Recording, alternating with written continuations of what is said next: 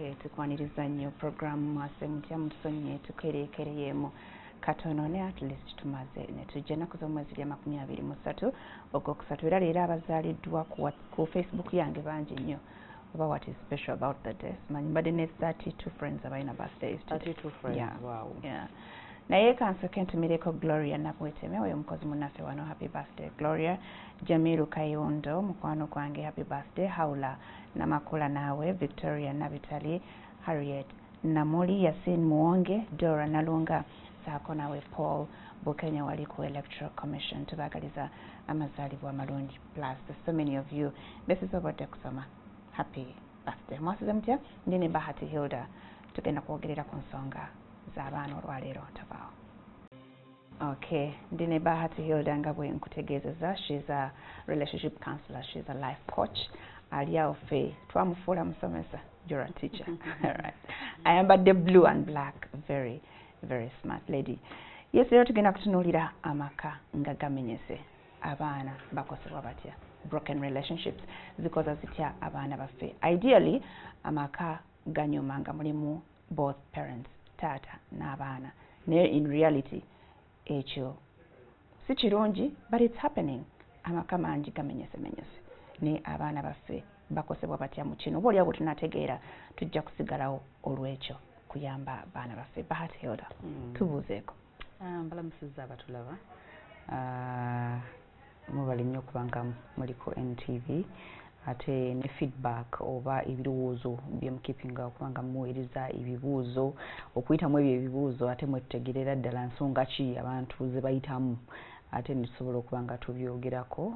So mwebale nnyo ate era for the first time njagamba kitalo nnyo ekya Andrew Felix. Yes, it was a very sad moment especially to the widow and the children.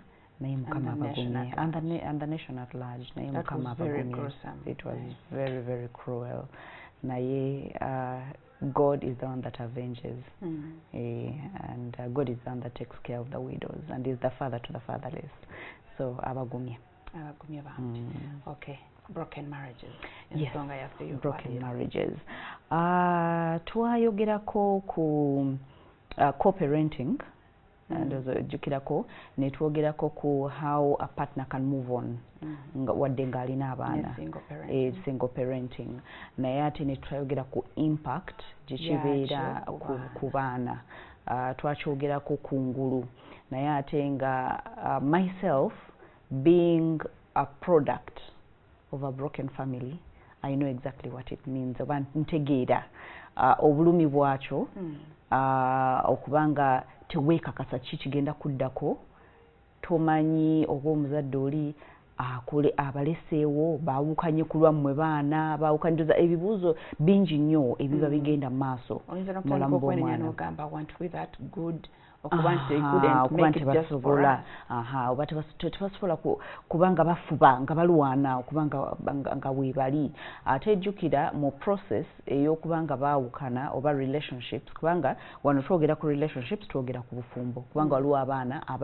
abazze as a result obanga bazaaliddwa naye nga abantu bali mu relationship nga sigamba nti bagatte ate waliwo n'abaana abazaaliddwa nga muli mu bufumbo nga muli bagatte kakati muli bantu abantu abeesanga nga muli basanyufu ne musalawo ne mweyagala ate mu mbeera zonna waliwo abantu abatandika ng'ebintu si birungi naye ate ne bayiga okubanga baagalana oluvannyuma ne basobola okubanga bafuna abaana kakati nga mumaze okufuna abaana bano ate ne mufuna obutabanguko tetugenda bugendamu ebyo bye tusinga okwogerako day in day out ne twogera ate oli acheatinga ate oli tali responsible ate oli takola ki ate wabeerawo era ne twogera nti wabeerawo omuntu omu aba akyayagala relationship eyo ate ne wabaawo omuntu atagyagala so wabaawo afuluma wabaawo asigala wabaawo asonga engalo okugamba nti gwaliko ekikyamu nfulumye lwakino oba nvuddewo lwakino ate waliwo oluusi ate efiirayo tateekayo na mutima so ensonga zino there is a saying era najogerako when two elephants fight the grass suffers abantu abakulu mwe mukuze mwina gye muva mwina bye mubadde musuubira oluusi tebituukiridde nga bwe mubadde musuubira mutuuse essaawa nga mutandise olukunku lwecreatinzeewo oba lwetonzeewo lugenda lugaziwa naye abaana bano bemukola ki bemulinnyirira kati sijja kudda eri mu kwogera ate nga tonaba kufuna muntu mala kwekakasa nti yoyo kubanga abantu bakyuka byesigenda kubiddamu oyingiramu nga 100 oba 150 laavu bagamba eziba amaaso naye ate singa era tetwali kuziba amaaso oluusi tetwandibadde vulnerable enough oba okuba nga tuyingira relationships ezo n'obufumbo ate era n'obufumbo obuwangadde tebwatandika bonna nga bali very sure so ebintu biba byanjawulo tuyita mu bintu byanjawulo so njagala otunuulire abaana bano ng'abantu bano bamalemeddwa okukwatagana jjukira mwe muli bakulu jjukira bye muyiseemu mubiyiseemu mususiza emyaka 2 bye mulabye mu birabye bwe kuba kuguma mumanyi okuguma kyekuli bwe buba bulumi namwe mulina obulumi bwe muyiseemu naye kakati mwe abakulu emma nga temusobola kukyebeera abaana bano be muzadde nga mubazadde out of love kubanga abaana abasinga buli omu abakimanyi nti maama yagala ne taata ensonga lwaki weetuli bo balaba they are a product of love so their expectations n'abaana nabo balina expectations zaabwe yensonga lwaki ojja kulaba akaana kali mu motoka naye kagenda kakunumba kazina kakola ki kugamba ko kasanyufu in an environment oba ndi wantu we banjagala banfaako bakola buli kimu okulaba bwe ndwala ne bankwatako ne banfeeling oba temperature ziri waggulu oba obuliri nabwaze oba engoye z'ennyambadde zitukula oba emmere weeri kugamba yamanyidde to get from both parents kubanga ffenna tubeera n'ebirungo byaffe in as much as taata ayinza okuba nga agabirira maama yali emotionally ali available ate waliwo ne bataata nga emotionally they are too available for their children kakati omwana ono n'amanyiira nti he is getting from both sides kakati essaawa neetuuka nga the both of you cannot temusobola kubeera wamu nga mulina okwawukana ekitegeeza omwana ono alina ebintu byatagenda kutegeera lwaki kubanga obwongo bwe si bukulu ate nga twogera from all ages kubanga ebiseera ebisinga tetubawa na chance to decide where to fall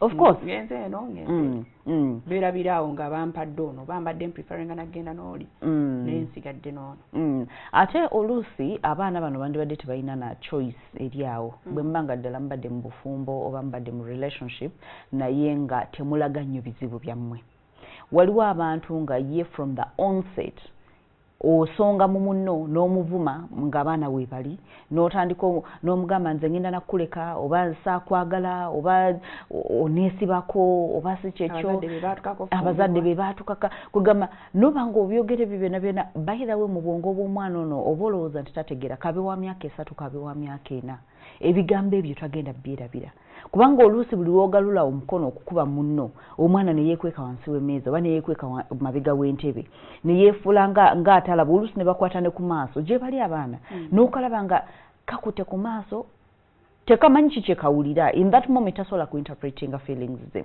naye jjukira feelings zino zigenda zikula mu mwana ono yensonga lwaki tulina abaana mu mulembe guno oba abantu abakulu kubanga single parenting oba divorce or separation yali so much rampant mu myaka eja 80s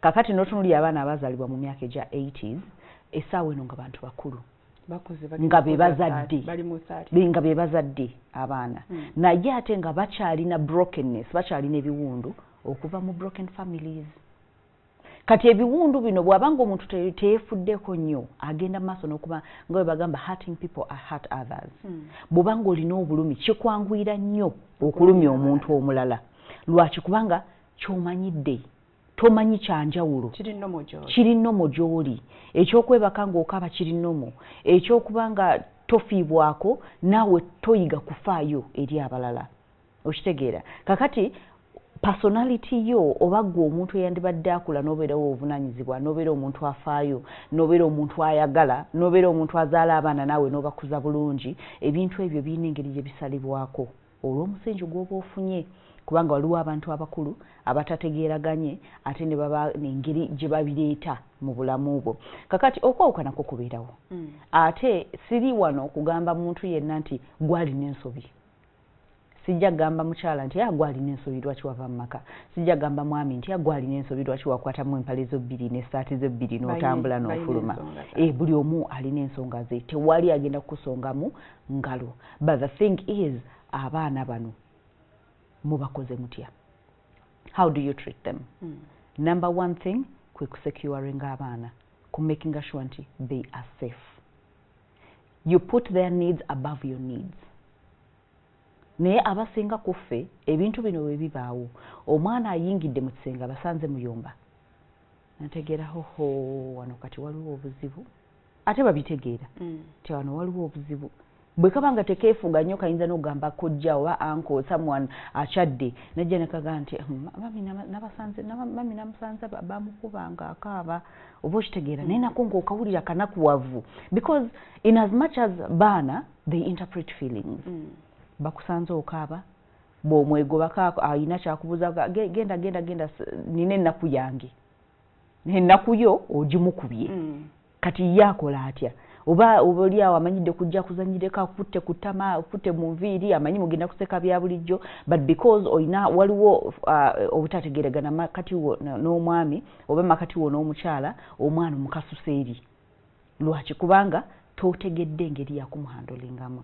So ebyetaago by'abaana birina okusukkuluma ebyetaago byaffe bwebanga abaana bagenda kusurvivinga okubanga abaana bali safe obanga bali bulungi kitweyagaze okusinga fe okubanga tuli bulungi kyekiba kisooka ebyaffe biryoke bikole ki biddeko. Kati na scenario ngeeyo omwana ayingidde mu kisenge asanze tuyomba oba tukayanira something.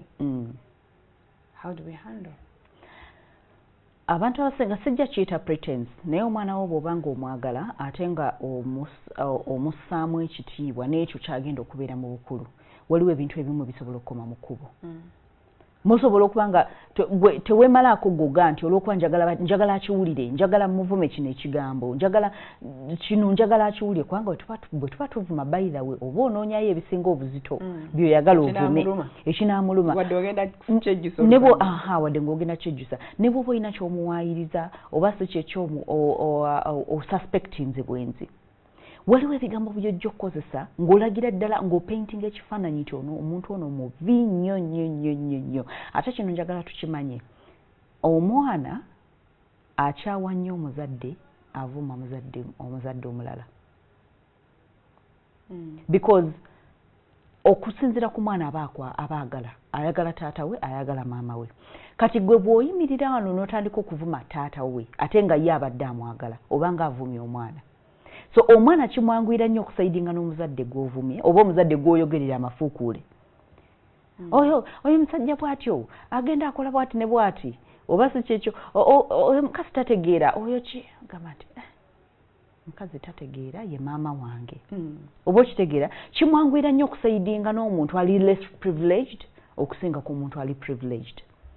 Era bwe babeera benkanya evvumbe abazadde bombi agwawo omwana nanti bwe baba benkanya evvumbe awo abajja kutagala butagazi kubanga lwatunula eno bavuma ono lwatunula eno bavuma ono kati agamba nze ndi wa where do I belong kubanga omwana yenna ayagala safety kati buli wobanga omucreatinga a safe environment oba omucreatingira awantu awali awasobola okubanga asobola okweyogerako asobola okubuuza taata aluwa ate n'otamuddamu nze toddamu kubimbuuza tokola ki ebyo naye n'omugamba nti yagenze kukola oba si kyekyo alina byakola naye ku weekend agenda kujja akulabe oba si kyekyo tugenda tumulabe oba nja kutwala ogenda ozanye naye omwana oyo ayina engeri gya kurespectingamu lwaki kubanga omwagaliza lwaki kubanga naye ayagala part ey'omuzadde oli ataliiwo kakati in the moment omwana ayingidde muyomba it's very possible nti gwe ng'omuntu omukulu osobola okwefuga essaawa eyo n'ogamba nti omanyi we will continue the discussion tujja kutandikira wano n'omwahaga n'atandika okutakula nakola kino ozannya naye ate n'omuzadde oli omulala oyinza n'okwogera naye obulungi for the sake of the child oba n'omugamba nti mpeerezaako ku kino agamba by the way twagambye tugenda batwala for ice cream naye nga yo deep in on your neck ku bizibu bye mulina nga essaawa eyo mbadde mwogera separation mubadde mwogera funa ennyumba va wano si bangi abasobola okubeera nakyo but bwe tuba nga twagala okuzimba omulembe omugumu omulembe ogugenda okuzaala abaana ate nabo balabirira abaana omulembe kubanga omulembe guno weewaawa abantu abaseparating bangi but the ideal situation is still one okubanga maama ne taata n'abaana bakuza abaana it's still the ideal situation tewali agenda kukikulima nti nze ofumbirwa omanyi nti omanyi bwe tunayawukana it's okay era products za broken families products oba omuntu azaaliddwa mu broken akulidde mu broken family kimwangwira nnyo okwogera nze nakoowa n'obwo nakoowa ne bufumbo waliyo ebirabo bagabayo ebirabo nosanga oliaga nze noonya bunoonya anfunyisa lubuto nzaala abaana bange saagala tonyumiza musajja akuza akiraba ate oluusi akuza awulira ebigambo bya maama byayogera byakolima abasajja bonna kyekimu abasajja bonna benzi olowooza phrases ezo tuzijjawa omwana kyangu nnyo okukkiriza mu bigambo by'omuzadde era omuzadde bw'ayogera ekintu okuggyako abantu abakuze oba abazadde nga baawukanye omwana mukulu ng'asobola okutegeera ensonga n'azeerabirako naye bwe bakuwa you're the third party ne bakuwa second hand information ng'abasajja bonna bwe batyo ne taata yali mutamivu nnyo yali kino na kino na kino ate nga bwodda eri ng'akuwooyawooya naye ayagala omwana we alabike bulungi mu maaso g'omwana we so ndowooza olaba confusions ezo ze tuleeta mu baana ebibuuzo bye beebuuza constantly nze nazza musango ki oba saali mulungi kimala oba nze yaleeta enjawukana kubanga waliwo abazadde bukyanafuna olubuto lwa gundi lukyanazaala gundi ne gundi ndowooza waliwo bawuliddeko naneminga omwana bukyanafuna olubuto lwa Joshua wano wakyuka nnyo n'assaako n'okuba waliwo abantu abeegaana abaana baabwe nagamba olwo olubuto lulabika sina lwange ogenda okulanga omukyala akapitalizinze ku ekyo n'omwana n'akimugamba waliwo omukyala abakyala actually bawerako bemmanyi nokagamba nti n'akyogera ng'omwana waali ndaba wali omweganye kati lwaki omwesibako omwana n'akyawa taata omwana n'akulangamba nti olaba taata wange yali yanneegaana nga muto kati oluusi bwe bajja gyendi nga bali mu relationships kati nga bakuze nga ali mu relationship n'alyoka agamba naga naye obulamu bwange bwonna I've had people walk out of my life my own father walked out on me they feel abandoned lwaki kubanga bwe nalaba bwe mbanga ndi mwana bwe nalaba nga kitange asitudde ebibye abitadde mu kaveera abitadde mu nsawo atambudde bw'omuwerekereza ebigambo todda tonkubira na simu tetujja kwetaaga ogenda okulaba musajja watu akotesa omutwe atambudde agenze gwe ng'omuzadde oyinza okugamba nti it's an achievement at that moment lwaki kubanga bwe busungu bw'olimu but to this boy waliwo okutya okumuyingira waliwo a sense of uncertainty agamba taata anaakomawo taakomewo naddamu okumulaba siddemu kumulaba jjukira kitundu ku ye so omwana ono feeling a sense of abandonment bandese siri mulungi singa taata abadde anjagala nnyo yandinkute ku mukono n'antwala yandinwaniridde n'antwala ndowooza okiraba taata amuleseewo kyokka ne maama amukubyemu ebituli omwana akubye maama ebituli olw'ebigambo byawerekezza so buli wamutunuulira alaba maama yagoba taata gw'olowooza you're being an independent woman I can do it on my own nsobola okubaawo seetaaga musajja mu bulamu bwange you know bw'aba ayagala agende oluusi nga bireeteddwa na influence oluusi n'omwana waliwo abaana abaze gyendi oluusi abazadde ne batuuka we batuuka ne balemererwa abaana baabwe nagamba nti banaawe omwana annemeredde omwana ali wa myaka 16 15 17 naye annemeredde naye omwana agenda okujja gyendi era ebiseera bino kyenziguddewo kwe kubanga mbaggulako omukwano abaana abo be bansindikira mulenzi bagamba nti akola kino akola kiti banayinza mpulira nsobedde omwana agenda okujja by the way ngolaba omwana ategeera bulungi naye n'omubuuza nakunyumiza naye nolaba nga ebintu ebyamu affectinga byatandika wansi eno nagamba nti anti wange yajjanga ewaka ne banyumya ne maama ne bavuma taata olunaku lwonna naye kati ngomala naye taata nga bwajjanga mutunuulira bwe nti neŋŋamba kale tomanyi bye baakwogeddeko naye ng'omwana wa myaka 15 mulenzi agenda kula azaala abaana naye tagenda ku respectinga mukyala era abasinga ku boga tonyumiza bawala ogenda omubuuzaako 19 years 20 years old, do you have a girlfriend? I don't need a girlfriend in my life.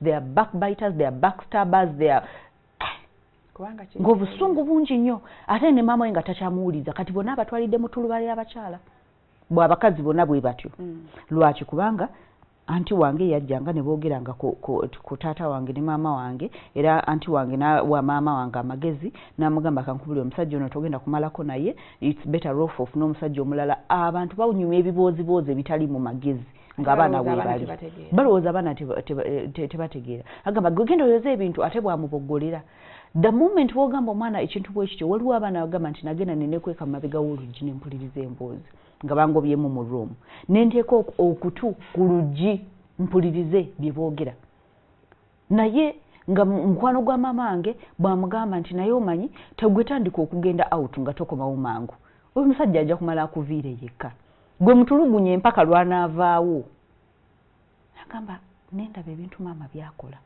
nendaba omukozi nga yawa taata emmere yamanyi engoye za taata gye ziri yamanyi naffe abaana kubanga omukyala kasita ogwamu ensa mu maka abaana oba tolina gw'obalekedde n'amaka tolina gw'obalekedde ate ne taata bw'otyo kasita obuvunaanyizibwa bwo awaka kubanga omukyala n'omwami bonna balina obuvunaanyizibwa kasita paati yo eba nga tezanyiddwa mu maka waliwo ekituli kyosimye ne mu baana bo ne mu olembe oguddako engeri gy'okuzizza abaana bo n'abaana bo bagenda okukuza abazzukulu bo ate ensonga lwaki abaana ennaku zino baddukira nnyo eri bajjajja lwaki kubanga jjajja akuze byakoze abikoze ensobi ze azikoze zonna right now ali so much accepting ensonga lwaki bagamba bajjajja bakuza nnyo abaana ebyegyo agenda okujja n'alyoka atunulira muwala we nga mukyankalamu n'agamba leero bannaawe muwala wange mukyankalamu abaana agenda bakuza atya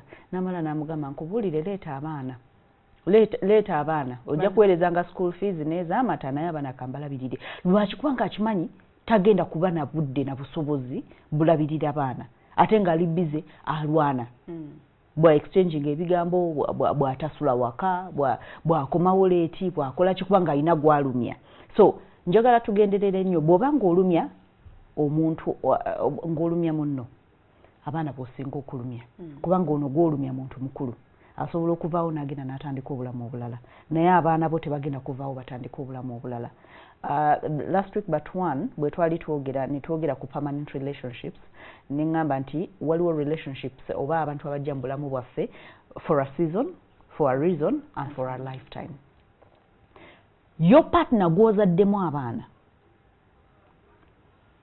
could be for a reason asobola okujja mu bulamu bwo n'akulaba agamba nti omukyalo ono alabika alina akanaamuvaako alina ku ssente agamba ate bwe namuzaalamu abaana n'abalabirira abalungi oba si kyekyomugezi oba si ate bayithayi kyabaami bakyogera nnyo ensangi zino n'agamba nti tetumala gazaala mu bakyala nze nyinza okukubaza ne mmanya nti oyo alina ssente mugezi kamuzaalemu omwana waakiri ne bw'alibeera eyo ndimanya nti ninayo omwana wange ali eyo naye ali bulungi agenda mu maaso bulungi oba kampasa omukyalo mulungi anazaalira abaana abalungi so abantu balina for a reason kati oyo ng'omanyi nti alina ekigendererwa ate alina ekigendererwa oyinza okugamba nti ye aze kunkwabula bukwabuzi oba abeereko nange yeesanyuseemu agende naye waliwo abajja nga talina any sense of reasoning nti I'm ushering a human being into the world. Oba nina omuntu gwendeese mu nsi ate omuntu eyeetaaga okulabirirwa omuntu eyeetaaga okubanga alina okwagalwa n'okubanga bwetuli so for a season waliwo abajja mu bulamu bwaffe nga kaseera nga ye alina ekiseera ekipime. Yensonga lwaki tugamba abantu bw'oba mu relationship and someone walks away, good riddance, agende. Lwaki? Kubanga you cannot hold on forever omuntu atayagala kubanga ali naawe ng'asazeewo okugenda. Yajja ku lw'ekiseera. Ate abamu ku bantu n'agamba nti by the way ekiseera kye yabeera mu bulamu bwange yannyamba. Osanga nandibadde siri wano wendi. Oba okitegeera. Naye ate ekiseera ne kituuka ne kiggwako n'akwefuulira. Ate nga yali muntu mulungi. N'amala n'agenda. Naye ate ne wabaawo abantu abajja mu bulamu bwaffe for a lifetime. Ate abaana being one of the people that come into our lives for a lifetime. Omwana wo tagenda kukyusa DNA. Omusayi gugenda kusigala nga gwe gugwo. Ate tagenda kufuna muzadde mulala. Tagenda kufuna maka malala. Tewali agenda kumwagala nga bw'oli capable okumwagala gw'omuzadde amuzadde. Bw'obanga tomwagadde ani amulala agenda okumwagala. Tewali. Ensonga lwaki abaana bakulira mu babies homes most of the time still babeera with the same issues zetwogerako. Low self-esteem, no confidence at all. Ne bw'aba mugezi nnyo ogenda okulaba nti atuuse watuuka n'akyankalana. Lwaki? Awulira if my parents didn't love me enough ne bandeka mu ddwaliro, then who is going to love me enough? Oba bw'abanga bazadde bange tebanjagala kimala ne bangaba bugabi mu family endala enkuze ne mala n'ekitegeera nti actually bano sibe bazadde bange bankuziza bukuza, abazadde bange baluwa.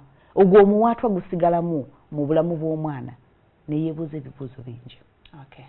Bwebale nnyo Bahati Hilda gwe tuli naye tugenda kumulamu katono nnyo bwe tukomawo ate tulaba ensonga endala oba ebizibu birala ebituuka ku baana bakulidde mu maka agamenyese. Tobaawo. Yes, tukyagenda mu maaso tuli ne Bahati Hilda twogera ku bizibu ebituuka ku baana ng'amaka gamenyese. We tugendedde okuwummula abadde atubulira ng'abazadde nga mufunyemu obutakkaanya abaana bano mukola mutya okulaba nti tebubakosa directly oba mwebuzaabuza mutya?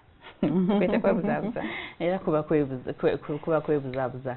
Naye ate oyinza okukisalawo ku mutima n'omanya nti nina ensigo z'ensiga ate nina okubeera willing okuba nga nzikungula. Abamu ku ffe tusiga ensigo nga tetumanyi nti tugenda kulya ebibala byazo, so ne tusiga ensigo ezikaawa.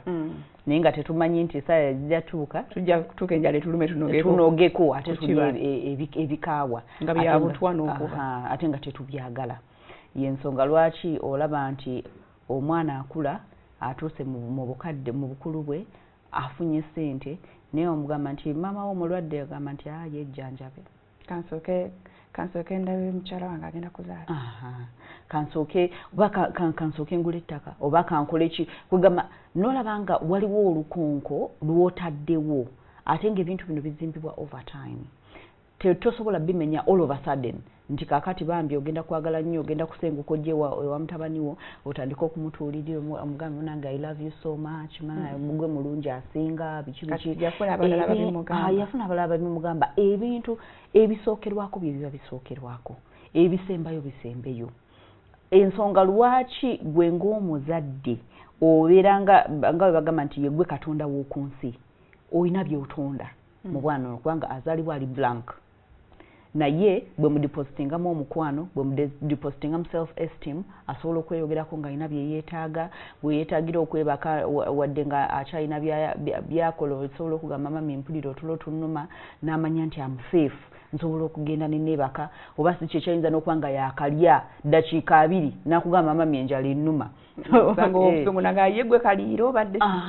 No anti kakati olonga ebizibu bitandise okuba ebizibu bye tulina mu maka oba byolina ne munno ne partner wo bireme kutuuka ku mwana. Kyekyo kyengamba nti tushieldinga abaana bano tubateekeko a protective tubakuume basobole okuba nga tubawa chance ey'okukula nga baana.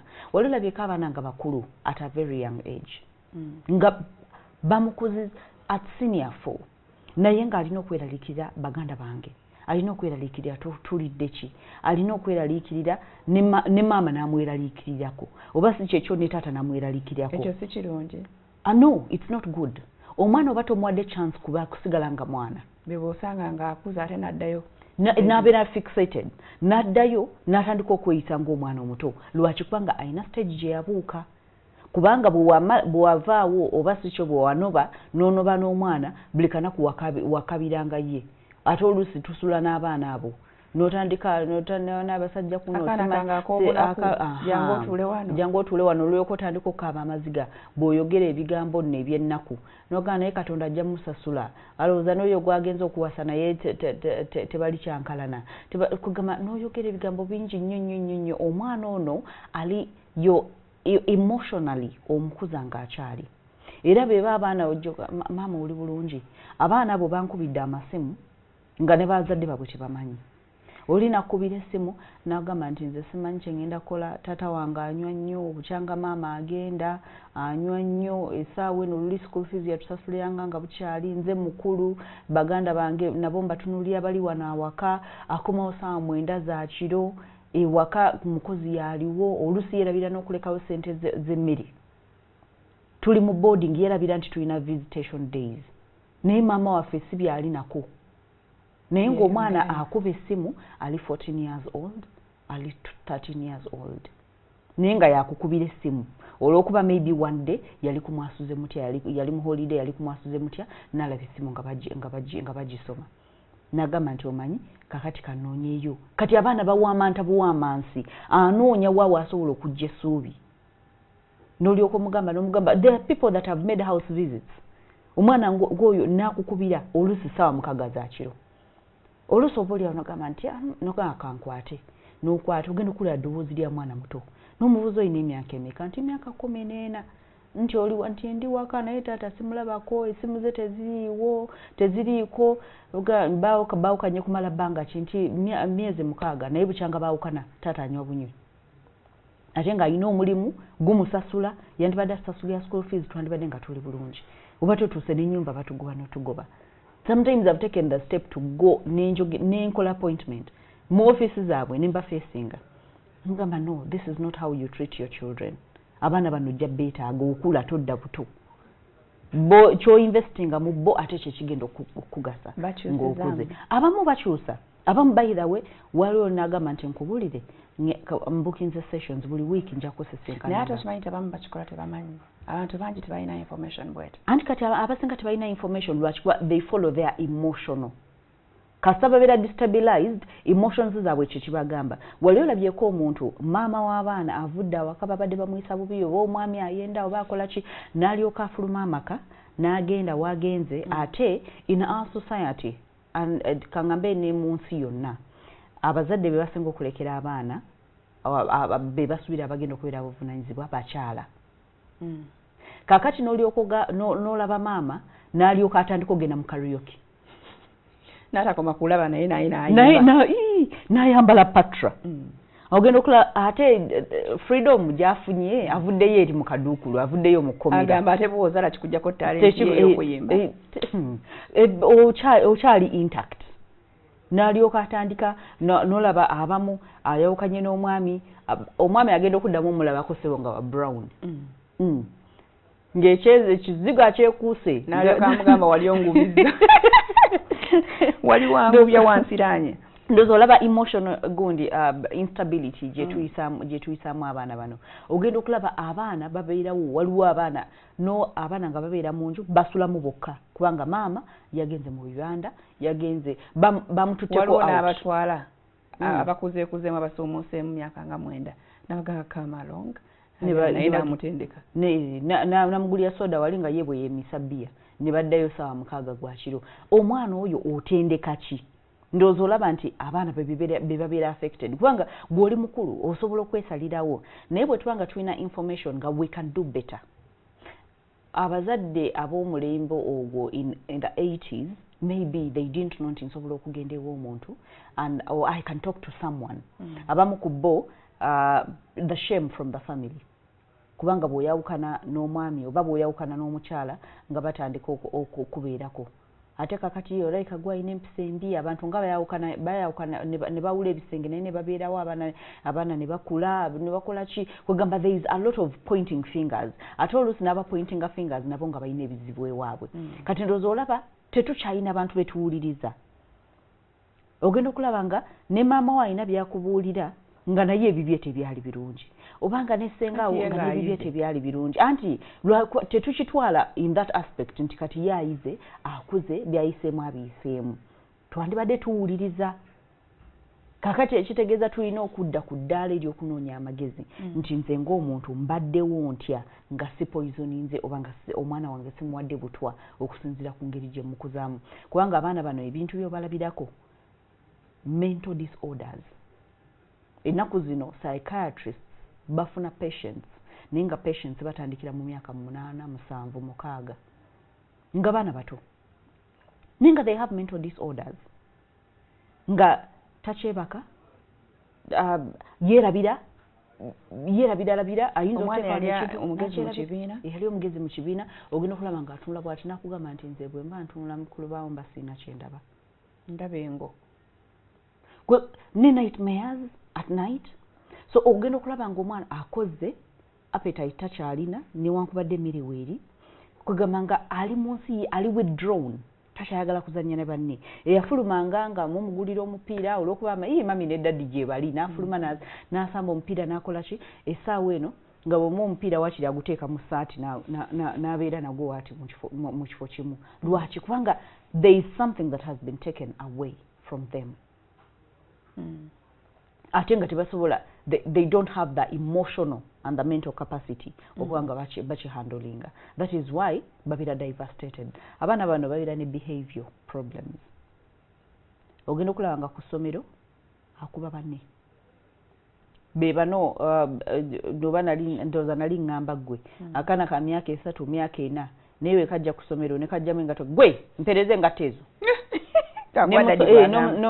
n'omusomesa agamba gwe omusomesa agamba omwana wano kizibu ki so one time when ayogera with that child agamba nze taata atuyita ggwe ewaka ffenna atuyita ggwe maama mukozi ani bonna abayita ggwe on top of that taata wange superman akola ki superman akuba ffenna tatandikira ku maama n'omukozi n'amutwaliramu nange nannonayo wansi w'emmeeza kati ndowooza olaba abaana biki bye tubatondamu kati those behavior kati mbuulira nti omwana oyo tagenda kubanga buli gwasanga amukola ekikyamu kyonna alowooza mukuba ndowooza oli olabyeko abaami oba kabe namuwala ali mu office gwandisubidde nti ali respectable naye bakayanamu they disagree on something very small office setting notandika okuba emmeeza abamu ne bagalula ng'ayagala kuba ne babataasa nze nja kutwala ku poliisi nze over a very small thing over something that can be settled nga temuleekaanye na kuleekaana nga mutegeera lwaki kubanga there is a broken piece we have children but they are broken pieces they are in shatters they need to be mended their hearts need to be mended naye no one seems to care kubanga the parents that should have done that tebakikoze in the first place ate abazadde bafuddeyo nnyo ku bo engeri gye bawulira nze nakosebwa mu kintu kino nze gwe baalekawo I was dumped I was rejected kwegamba bye tulowoozaako omwami oluusi naye kyekimu by the way nabo nalowooza I was rejected she walked out on me yafuluma nandekawo namwegayirira naye n'atampuliriza kati ne tugenda in our own sorrow we bury ourselves in our own sorrow ne tutya ne tugamba nti kakati nzizeyo mu bulamu obw'omu ngenda kubeera ntya bw'obeera omukyala n'olowooza ku bbula ly'abasajja n'afuna omusajja ova mu relationship omwana ali hurt amenyeddwa naye ozzemu ggwe kennyini etandise kwebuuza n'afuna omusajja kati omwana ono attention ki gy'ogenda okumuwa ojja kuba onoonya musajja oba ojja kuba onoonya musajja buli otunuulira amaaso gakuli mu ngalo oti buli gw'otunuulira olowooza yoono yensonga lwaki waliwo abazadde who have taken some time n'agamba nti omanyi I'm going to invest in my children and when the right person comes along I will see what happens ate I will have a very strong no nja kuba nina no ey'amaanyi bwe mbanga ndaba omuntu tangasa tayagala abaana bange nga bwanjagala that is a no go area oba okitegeera nolaba nga priority abaana be abafudde priority abakyala abamu ava ku mulimu n'akulaga nti agenze n'abeera n'omusajja lwaki kubanga anoonya abasajja ogenda okulaba abaana tabalabye tabafuddeeko tabatutte ku ssomero oba tategedde ani mulwadde oba ki naye abaana kasabe nga priority n'omusajja ajja mu bulamu bwo n'amanya nti by the way bwenva ku mulimu omukyala ku baana be amanya nti by the way ntono ne bwe namuzala naye abaana agenda balabirira naye waliwo abasajja abajja mu bulamu bw'abakyala nga babasunga busunzi nagamba omanyi kanyumirwemu kenyumirwamu male ngende lwaki kubanga ne bwe namuzalamu abaana ababe waabalekedde bwe batyo agenda otuuka awaka obugoye buyulifu kyokka ye ayambala bulungi high heel high waist atambula abigula lipstick wama bannange awangalako wiki namba ne bw'omukuuta atavaako obusige bwe buli permanent simanyi bamukola tatu naye ate nga bw'otuuka awaka abaana eminyira abaana mulwadde yenna alinga alwadde kwashako ali malnourished kati ng'ogamba bana ono nzadde naye abaana bange bagenda kubeera batya bwanga aboono bali bwe bati okitegeera so tulina okuddayo ku mulamwa abazadde bw'obanga oli muzadde either bw'obanga oli muzadde naye nga wali tokiplaninze kuba muzadde wamala n'ozaala so ekyokubanga tewakiplaningira that is out of the equation right now omwana gw'olina gw'otunuulira oba abaana be mulina bwe mutunuulira okuba nga mutaasa omulembe oguddako okuba ate nga basobola okuba nga basanyufu genuinely whether alone oba basazeewo okubeera mu relationship oba ku mirimu gyabwe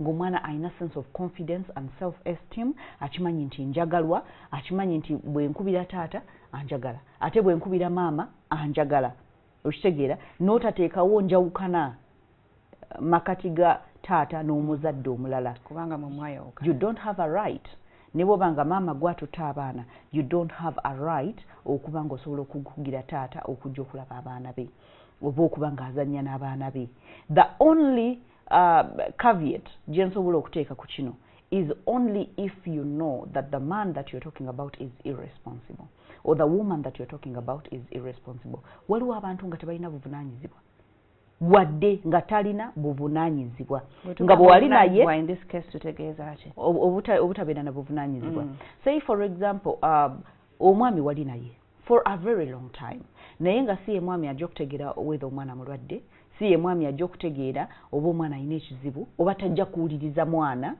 wadde nga alina kyamugamba oba si kyekyo nga wali omulekeddeko in the home setting omanyi woosobola okulekera omuntu oga nti bankumireko saawa emu nziruka mu saloon ogenda okomawo nga yatambudde dda yafunye appointment yamaze nabo ddakiika 5 n'amala n'afuna appointment naye nga abadde tabeera nabo okumalanga wiki namba anti kakati kye ŋŋamba nti bw'obanga omuntu ono olabamu a sense of traces zino tezikyuka nti olw'okuba all of a sudden temukyali wamu asobola okwagala okwegula ate n'abazadde mulina okumanya draw your boundaries very well manya do I still want to be in this person's life bwe mba mwawukanye kubanga waliwo tagali ogenda okulaba ng'omwana akeera alaba taata ali mu nju ate olumala taata n'afuluma n'agenda n'amala omwezi mulamba lwaki kubanga muli awo mulimbo you've not decided whether temukyayagala kubeera wamu oba temwagala okubeera wamu bwe mwebbirira bwe musulako ewamu ate oluusi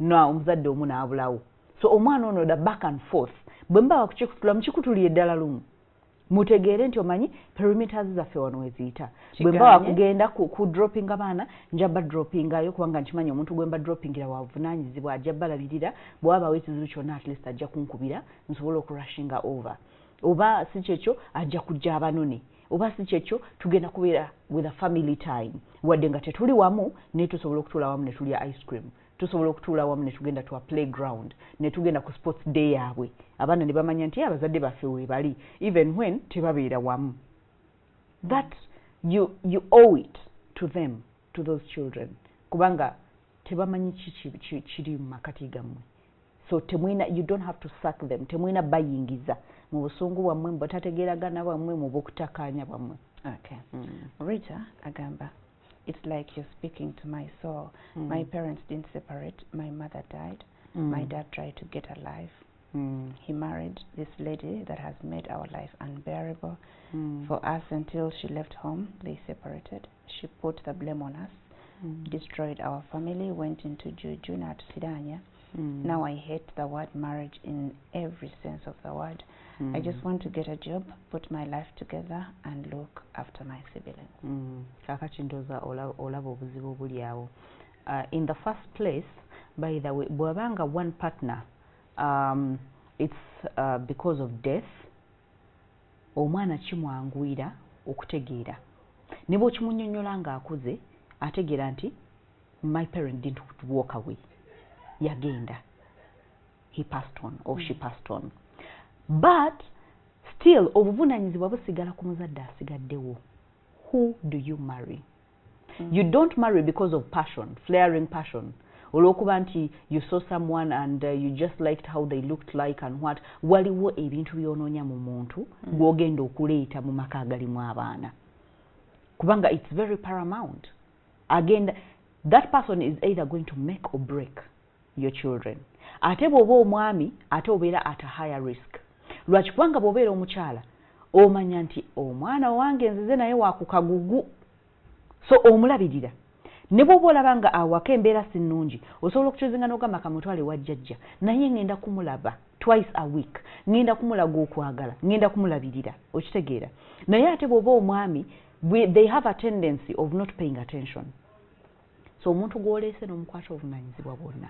Kati bw'oba ng'oleese, I'm sorry to say, bw'oba ng'oleese musege, bw'oba ng'oleese omuntu atalina buvunaanyizibwa, bw'oba nga oleese naye omuntu who was hurt, grew up from a broken family, naye nga tatuukanga ku a place of decision making egamba nti omanyi I am going to do different. Buli wanaalabanga abaana bano nga balina ekyejjo kye bakola, omwana nga yeeyisa nga bwe yandyeyisiza ng'alina abazadde, ye ayishiyita kyejo, abuyita butali buvunaanyizibwa, akoowa mangu, ate gwe toliiwo kubanga abaana obashieldinga. So bw'obanga oli muzadde nga gwasigadde mu baana, you have to shield them, you have to secure them. Olina okumakinga sure nti olina abudde bwabwe, olina okumakinga sure nti performance yabwe mu ssomero omanyi bwe baperforminga. Tosuulira muntu mulala atabazadde buvunaanyizibwa n'ogamba nti bambi ali responsible, abantu bakyuka. Kubanga nammwe kennyini mujja tuuka mufuna obutakkaanya. Kubanga relationships zonna zibeera n'obuzibu. Kati olaba ate bwe mufuna obutakkaanya, omu is not a parent, one is a parent, ate abaana basafaringa nnyo. Lwaki? Kubanga tali parent talina kyaluuzinga. Abaana si bange sinze abazaala nabasanga naawe. So I might as well hurt them. Nja kwogera byonna bye njogera. Siina kasengejja. So ng'oli singa abadde maama waabwe yandibadde oluusi agenda kompola. Yandibadde amaziga agakaaba naye olumala bw'akomawo mu baana n'aseka. N'azannya nabo. So we decide, we have a decision. Omuntu gw'ogenda okutwala muntu kika ki? Ate era omuntu bw'obanga omututte, don't marry nti just so soon. Look at them. Manya ngeri gye balimu. Ate most of the times bw'ofuna omuntu nga naye muzadde ate kikola nnyo. Lwaki? Kubanga amanyi the pain of being a single parent. So bw'ajja n'asanga bano abaana balabanga abaana be agamba nti abaana bange ngulubye nabo, bwe mba nsanze ono naye ng'alina abaana be, and we blend the families. Ogenda okulaba ng'omuntu oyo afaayo nnyo ku baana bano, naye bano nti oli wa myaka 5 all of a sudden ogusa amaaso njagala wa 2, njagala wa 19 nga n'abaana bo babiri, bw'ayitawo bw'abigula, bw'akugamba tugende out, abaana bwe bafune ebbuba, bwe balaba nti obudde taata bwe yali alina ku lwaffe ate kakati abugabanyizzaamu. Let me tell you, they will fight that woman out of that home. Ate era most of the women bajja kwekwasa abaana bo be bannemesa amaka. So first see the value in someone gw'oleeta, ate n'emyaka gye, ne experience, ne background, n'engeri gye mbadde mwogera mu muntu wa buvunaanyizibwa, omuntu awatali wa buvunaanyizibwa omulaba. Ogedde ku kya step, the step father or mother, yenna abazze, can they fill in that gap? Tugeze maama gwe wali wava mwayawukana, abaana oli nabo, bw'oleeta omwami, can they fill in bulungi, depending on era kyenjogerako ekyo, the choice. Omusanga nga tugambe kali mulungi. Anti bw'abanga muntu mulungi, by the way, asobola okubeera a better father than even the biological father.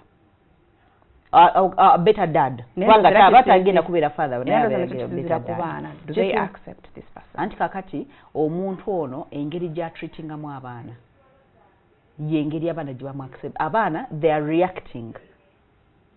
Omwami ono yaba in action. Kati the problem, the issue is not kwegula nnyo. The issue is being confident in yourself. Waliwo abaami aba growing insecure because of abaana. agamba nti kakati bwe naamugambako mama waabwe ajja kunyiga kanneme mugambako. So nalaba omwana ng'akola ekintu ekikyamu n'atamugambako, nalaba omwana nga kyejo yenna ali awo asiita akola ki n'atamugambako, n'agamba wange simugambako. Oba okitegeera kakati gwenga maama bwe twanga twogera in the area nga maama yalina abaana gwa equipping omwami ono n'omugamba nti by the way you're a parent and you don't have limitations. Bw'obango abaana obaagala ate nga mulabye nti abaagala bw'aba okubaagala abaagala bw'aba kuba disciplininga aba disciplininga. So bw'aba creatingamu this confidence like I am a part of your life and I am not going anywhere. The problem is okubanga omuntu ono amanyi okubeera emotionally unavailable ate n'akomawo n'abeera available. The back and forth abaana baba tebagitegeera. So ogenda okulaba nga nabo they are building a protective measure. Ate abaana teba building a protective measure ku bo bokka bazingiramu ne maama waabwe. Ne bamuteekako ekisaakaate. Bwe bakulaba ng'ozze nga ogenda okulaba nga muba mutudde kazze ne kaka betuzza mu makkati. Temulina kyamagezi kye mugenda kwogera. Era emboozi mugenda zisalako munyumye ebintu ebiri peti. Kaba kawulya mutandise okwebogera biki nga kajja. Mami, the head, omutwe gunnuma. Omutwe tegukaluma.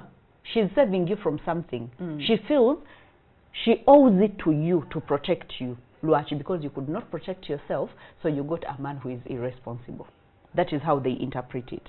So they try to protect you. Ajja kwogera obulwadde oluma ali waka alaba waka muzisi nnungi waka kumacha nga mami I can't go to school olubuto olunuma. Naye nga the thing is sigamba nti olubuto olumuluma naye gamba nveewo wano kiki ekigenda okubaawo wakiri kambeerewo wakiri neeripakoomu nga waliwo ekibaddewo. So they grow up so fast. They learn to be protective. Whether kumuchala oba kumama naddala nga omuntu oyo gwe badipendingirako gwe badde balaba yaliwo yatawaana yafubye okubeerawo. They become so jealous when another person walks in. But when this person earns their trust, they can easily take them as a parent. And that person can be a parent to them. Okay, so to Zigudo, you can call and talk to us. Kumulamwa ogwalero mwesigwa. Agama, the well-being of a child originally, whether still young or old, comes from the home where he or she was brought from. Okay. Some lost the moral culture and behave wildly, which is the result of the foundation that was given to them while still young. Here, a government needs to come with rehabilitation centers to cater for its citizens without forgetting parents and grandparents. Hello? Wanjinyabo. Kale mkwano nawe kyabaliko. Bali njagala kwogerako ne Hilda. Manya bampita Lilian. Yes, Lilian. Nze nafumbirwa omusajja. Ne tuzaala abaana bataano ne twawukana. Kati bwe twamala okwawukana ne mulekera abaana okumala omwezi gumu. Bwe namala omulekera abaana ne bamulemera. Basukula waleeta abakyala. Ebiseera ne bituuka ne mugamba lwaki tompa abaana bange. So yasooka n'agaana then n'amala n'abampa. Maze emyaka 10 n'abaana. Tampa wadde n'ekikumi.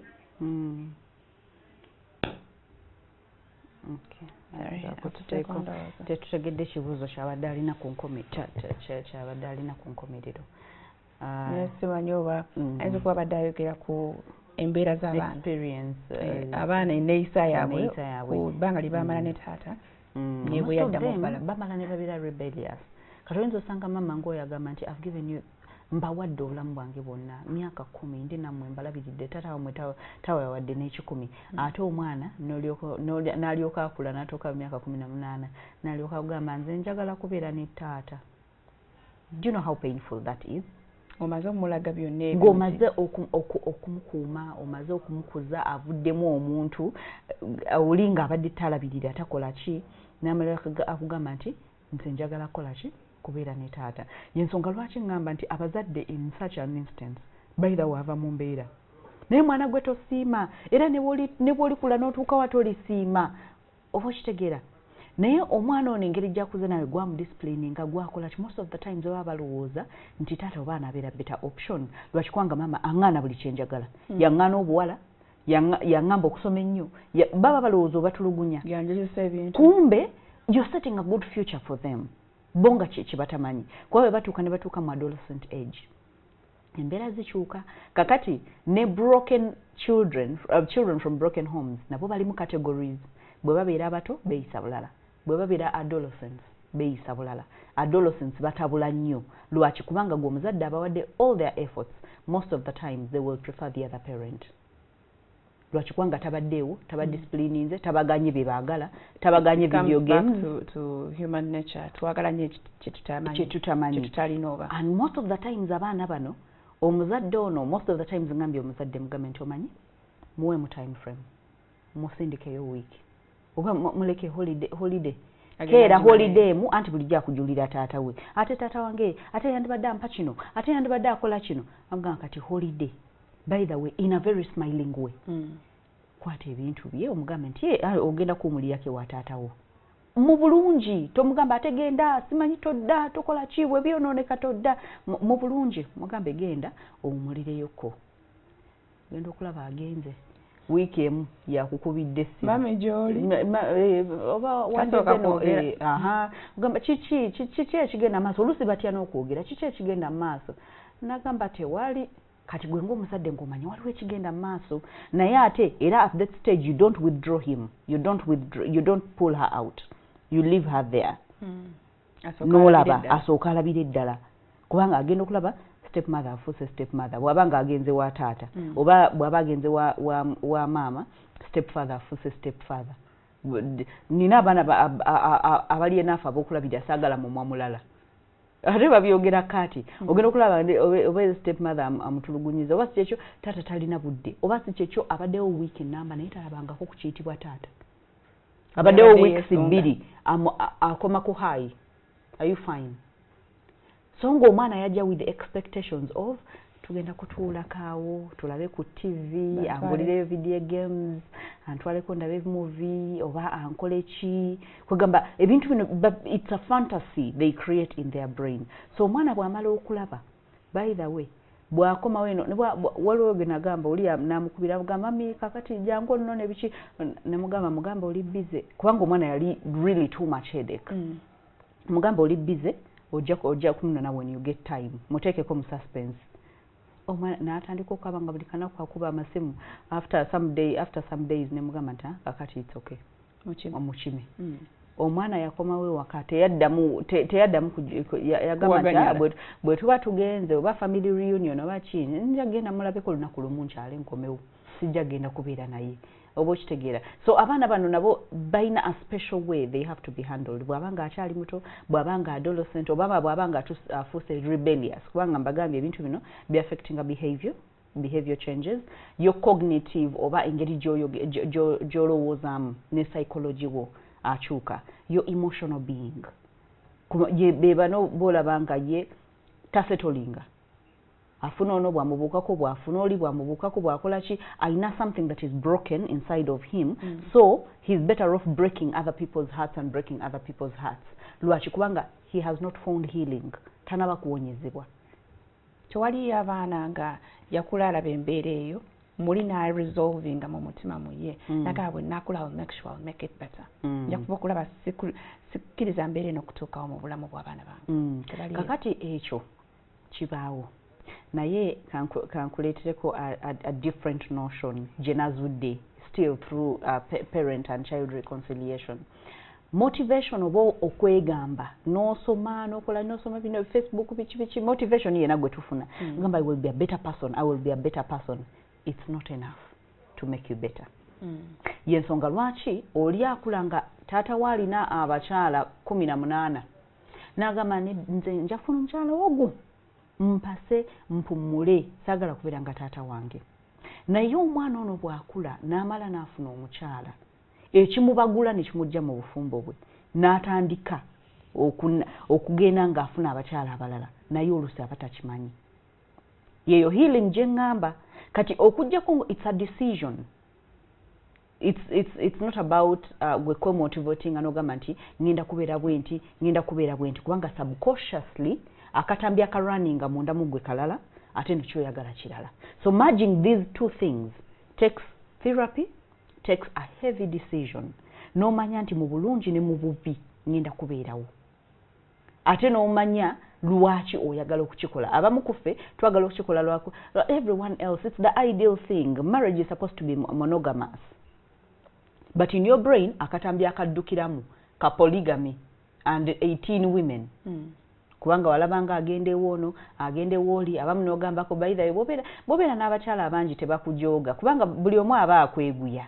Ndozo olaba bye boogera mu kyalo. Emboozi ezo ezibeera awaka. Omwana nakulaga nze nja kwera n'abakyala 5. Kwangu no wanyiiza nga ngendako ewoli. Emboozi nga mukyali bato.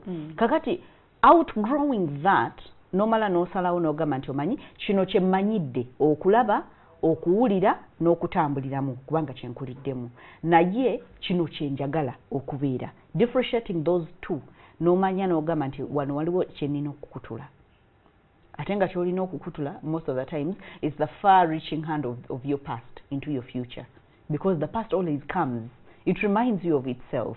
Ogenda okulaba olabyeyo ebbeere eddene. Ogamba how would it feel? The past is following. Olwo oba toli mugumu nnyo n'otata ne taata ye nga yakikola. Ye taata nga yakikola. As in you don't even talk about it, but it's your comfort zone. Lwaki kubanga ky'omanyidde. You are in your comfort zone. For example, omwana omuwala bw'obanga omanyi wakula taata wo mutamiivu bw'akomawo bwe mumusitula bwe mukola ki, omwami wo bw'aba akomawo buli kanaku ng'ali soba oba okiraba nga kiri strange. Kiba tekitegeerekeka. Naye bw'akomawo nga mutamiivu obeera nga azzeeyo mu setting eri ey'ewaka oba weerabanga mu bigere bya maama wo bw'ositula bwe mutagala bwe muggwa bwe mukola ki. It's a comfort zone. Yensonga lwaki bagamba nti women marry their fathers and boys marry their mothers. So most of the times abaana bavaayo olw'okuba wakulira mu bugubi abamu kuffe we run away from pain, but pain is not enough motivation for us to be fine. Kadde mu Luganda. Abamu kuffe abasinga tudduka okuva eri obulumi, tudduka bulumi okusalawo kwe tukola. Nogamba nze nja kuwasa mukyalo ogwo omu naye ng'odduka bulumi. Lwaki? Kubanga mwali temulina byakulya, kubanga taata wamwe yalina abakyala 18. So nga gwe enjala, okudduka enjala kyekikuwogeza oba okudduka obulumi kyekikuwogeza, naye obulumi tebuli enough okuwanga bukuwa motivation okubanga okola ekintu ky'osalawo, okujjako ng'omaze okutegeera nti benefits ki zenfuna mu kubeera n'omuntu omu. Obulamu bwange bubeera safe, abaana bange baba bajja kukula bulungi, ate bajja kuba balina enough to eat, bajja kuba balina attention eri enough okuva gyendi, ate nange kenyi sijja kubeera na stress naki. Kugamba n'olubirira eby'omu maaso ng'olina by'okunukkiriza to hold on to. Njagala kuzimba, njagala kuba bulungi, njagala kubeera n'omulimu mulungi, njagala kubeera mulamu. Oba okitegeera. So running away from pain does not motivate us, but reaching out to a better future can motivate you to work better. Okay, thank you so much. Hilda Simunzuulira zivuga naye kati tutwale nga tugenze eri. Unfortunately lete tuliko live ko Facebook because something else is going on. So atayina TV kutuyingako ku Spark TV simanyi oba otukekewa neighbor. I don't know, but so bitebwe bigenze olwaliro ku YouTube ejja kubeerayo I think by close of business today. Ejja kuba nga sheno kweri. Mubeere bulungi until tomorrow. Bye bye.